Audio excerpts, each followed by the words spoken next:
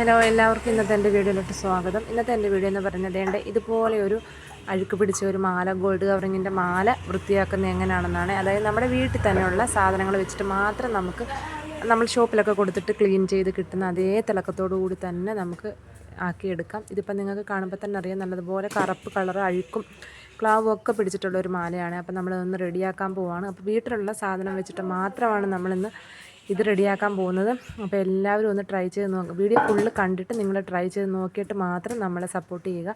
Channel subscribe ചെയ്യാനും video like ചെയ്യാനും share ചെയ്യാനും മറക്കരുത്. അപ്പോൾ നേരെ നമുക്ക് വീഡിയോയിലോട്ട് പോകാവേ. ആദ്യം തന്നെ നമ്മൾ ഒരു പഴയ പാത്രം എടുക്കുക. ഇതിനകത്തോട്ട് നമ്മുടെ മാല ഇട്ട് കൊടുത്തിട്ട് നമ്മളൊരു ശകല വിനാഗിരിയാണ് ഒഴിച്ചു കൊടുക്കാൻ പോകുന്നത്. ഒരു സ്വല്പം വിനാഗിരി ഒഴിച്ചു കൊടുത്തിട്ട് ജസ്റ്റ് ഒന്ന് ഇളക്കി, നമ്മൾ കൈവച്ചിട്ട് തന്നെ ഒന്ന് ഇളക്കിയിട്ട് ഒരു 5-10 മിനിറ്റ് അതങ്ങനെ വെച്ചേക്കുക. അതായത് അതിനകത്തുള്ള ചെളിയും ക്ലാവും അഴുക്കും ഒക്കെ നമ്മുടെ ആ ഒരു വിനാഗിരി വെള്ളത്തിനകത്തോട്ട് പോകണം. അതിന് ഒരു റെസ്റ്റ് ചെയ്യാൻ വെക്കുക കേട്ടോ. അല്ലാതെ നമ്മൾ തിളപ്പിക്കുന്നില്ലേ, ഗ്യാസിൽ വെച്ച് നമ്മൾ തിളപ്പിക്കുന്നൊന്നുമില്ല. ഇതിപ്പോൾ ഒരു 10 മിനിറ്റ് കഴിഞ്ഞിട്ടുണ്ട്. അപ്പം നിങ്ങൾക്കിപ്പോൾ കാണുമ്പോൾ തന്നെ അറിയാം വിനാഗിരിക്കകത്തോട്ട് എത്രമാത്രം അതിൻ്റെ ക്ലാവും അഴുക്കും പോയിട്ടുണ്ടെന്ന്. അതിൻ്റെ കളർ ചേഞ്ചായി, ആ വെള്ളത്തിൻ്റെ കളർ ചേഞ്ചായിട്ടുണ്ട്.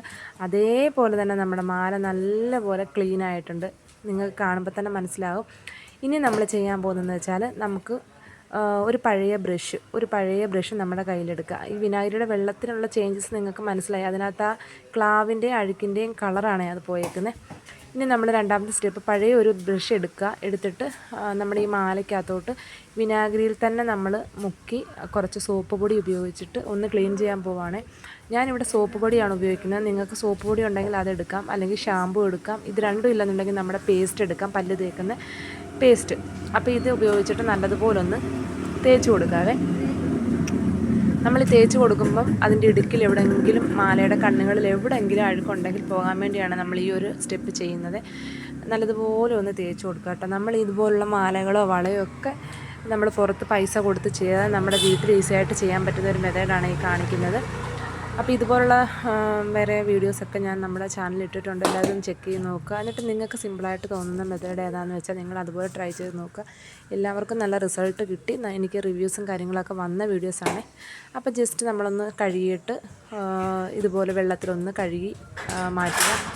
ഇതൊന്ന് കഴുകി മാറ്റിയതിന് ശേഷം നമ്മൾ ചെയ്യാൻ പോകുന്നതെന്ന് വെച്ചാൽ, ഞാനൊരു പാത്രത്തിനകത്ത് കുറച്ച് മഞ്ഞൾപ്പൊടി എടുത്ത് വെച്ചിട്ടുണ്ട്. അപ്പോൾ ഈ മഞ്ഞൾപ്പൊടി ഉപയോഗിക്കുന്നതെന്ന് വെച്ചാൽ, നമ്മുടെ ഏത് ആഭരണങ്ങളായിക്കോട്ടെ ജസ്റ്റ് നമുക്കൊന്ന് ഒരു കളർ കിട്ടാൻ വേണ്ടി നമ്മൾ മഞ്ഞൾപ്പൊടി യൂസ് ചെയ്യുന്നത് കേട്ടോ. അപ്പോൾ നമ്മൾ ഇപ്പം തന്നെ നിങ്ങൾ മാലയുടെ ആ ഒരു വിസിബിളായിട്ടുള്ള ചേഞ്ചസ് നിങ്ങൾക്ക് മനസ്സിലാകും. അതിൽ ഒരു ശകലം പോലും ക്ലാവില്ല, അഴുക്കില്ല, കറയൊന്നുമില്ല കേട്ടോ. അപ്പം നമ്മുടെ ഈ മാല ഇനി നമ്മൾ ആ മഞ്ഞൾപ്പൊടിക്കകത്തോട്ടിട്ടൊന്ന് ജസ്റ്റ് ഒന്ന് നമ്മൾ ആ മഞ്ഞൾപ്പൊടിക്കകത്തോട്ട് നല്ലപോലെ നമ്മുടെ മാലയൊന്ന് ഒരു 2 സെക്കൻഡ് അതിനകത്തിട്ട് നല്ലതുപോലെ ഒന്ന് പുരട്ടി, നല്ലപോലെ മഞ്ഞൾ ഫുള്ള് അതിനകത്ത് കയറുന്ന രീതിയിലൊന്ന് റെഡിയാക്കി എടുക്കുക. അതിനുശേഷം നമ്മൾ ആയിരിക്കുന്ന വെള്ളത്തിനകത്തോട്ട് ഇതൊന്ന് വാഷ് ചെയ്ത് കഴുകിയെടുക്കണം കേട്ടോ. കഴുകിയെടുത്തതിന് ശേഷം നമ്മുടെ ഈ മാല നല്ലപോലെ വെള്ളം ഒരു ശകലം പോലും വെള്ളമില്ലാതെ നല്ലപോലെ ഒന്ന് തുടച്ചെടുക്കണേ. വെള്ളത്തിൻ്റെ അംശം ഫുള്ള് മാറ്റിയെടുത്ത് തുടച്ചെടുത്തതിന് ശേഷം നമ്മൾ ചെയ്യുമ്പോൾ എന്താണെന്ന് വെച്ചാൽ, ഒരു സ്വല്പം പൗഡർ, നമ്മുടെ ടാൽക്കം പൗഡർ ഇട്ട് ഈ മാല ഒന്ന് തിരുമിയെടുക്കണേ. പിന്നെ നമുക്കെന്ന് വെച്ചാൽ അടുത്ത സ്റ്റെപ്പ് ഞാൻ പറഞ്ഞതുപോലെ തന്നെ നമുക്ക് കുറച്ച് പൗഡർ ഇട്ട് കൊടുക്കാം. ഈ പൗഡർ ഇട്ട് കൊടുക്കുമ്പോൾ ഒരു ശകലം പോലും വെള്ളം നമ്മുടെ മാലയ്ക്കകത്ത് കാണരുത്. നല്ല പോലെ തുടച്ചിട്ടതിന് ശേഷം നമുക്ക് പൗഡർ ഇട്ട് കൊടുക്കാം കേട്ടോ. അപ്പോൾ എല്ലാവരും ഇതുപോലെ ഒന്ന് ട്രൈ ചെയ്ത് നോക്കുക. മാലയുടെ ഫൈനൽ റിസൾട്ട് നിങ്ങളെ ലൈവായിട്ട് തന്നെ കാണിച്ചു തരാം. നമുക്ക് മാലയും വളയോ കമ്മലോ എന്തോ ആയിക്കോട്ടെ, നമുക്കിങ്ങനെ ജസ്റ്റ് ചെയ്തെടുക്കാം. എന്നിട്ട് നമുക്കിപ്പോൾ ഷോപ്പിലൊന്നും കൊടുത്ത് വലിയ പൈസ ഒന്നും കൊടുക്കാതെ നമ്മുടെ വീട്ടിൽ റെഡിയാക്കി എടുക്കാം. സിമ്പിൾ മെത്തേഡായിട്ട് കേട്ടോ. വിനാഗിരിക്ക് പകരം നമുക്ക് നാരങ്ങ നീര് ഉപയോഗിക്കാം. അതില്ലാന്നുണ്ടെങ്കിൽ നമുക്ക് പിഴുപുളി ഉപയോഗിക്കാം. എന്ത് വേണേലും ചെയ്യാം. ഞാൻ വീഡിയോ ഇട്ടതൊക്കെ ഉണ്ട്, പഴയ നേരത്തെ ഇട്ട വീഡിയോസൊക്കെ നിങ്ങളൊന്ന് ചെക്ക് ചെയ്ത് നോക്കിയാൽ നിങ്ങൾക്ക് മനസ്സിലാകും.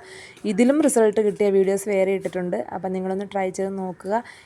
നമ്മുടെ അത്രയും അഴുക്ക് പിടിച്ച് ക്ലാവ് പിടിച്ചിരുന്ന നമ്മുടെ മാല ഇത്രയും ഭംഗിയാക്കി എടുത്തിട്ടുണ്ട്. ചെറിയ സിമ്പിളായിട്ടുള്ള മെത്തേഡ് കൊണ്ട്. ഇത് ഞാൻ ആദ്യം കാണിച്ചെടുത്ത് നിന്ന് തന്നെ കാണിച്ചു തരാം കേട്ടോ.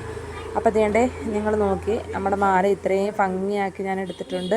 2-3 സ്റ്റെപ്പിന് മാത്രം നമ്മൾ ഇത്രയും ക്ലിയർ ആക്കി എടുക്കാൻ പറ്റി. അപ്പോൾ എല്ലാവർക്കും ഈ വീഡിയോ ഇഷ്ടപ്പെട്ടു എന്ന് ഞാൻ വിശ്വസിക്കുന്നു. കണ്ടുകൊണ്ടിരിക്കുമ്പോൾ തന്നെ നമ്മുടെ വീഡിയോ ലൈക്ക് ചെയ്യാനും നമ്മുടെ ചാനൽ ഒന്ന് സബ്സ്ക്രൈബ് ചെയ്യാനും ഇതുപോലെ മാലയും വളയും ഒക്കെ യൂസ് ചെയ്യുന്നവർ നിങ്ങളുടെ അറിവിലുണ്ടെങ്കിൽ അവർക്ക് ഇതുപോലുള്ള വീഡിയോസൊക്കെ ഒന്ന് ഷെയർ ചെയ്ത് കൊടുക്കാനും നിങ്ങൾ മറക്കരുത്. അപ്പം ഈ വീഡിയോ നിങ്ങൾക്ക് 101% യൂസ്ഫുൾ ആയിട്ടുണ്ട് എന്ന് ഞാൻ വിശ്വസിക്കുന്നു.